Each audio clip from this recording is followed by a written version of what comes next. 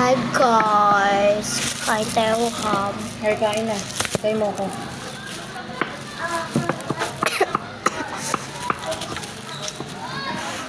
Ay.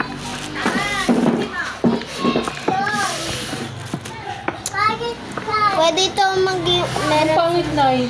Tignan mo ito eh. Ayun o, ang tagal na sa akin. Oo, matagal rin yan. Kala ko pangit. 3M. Alalalam ko.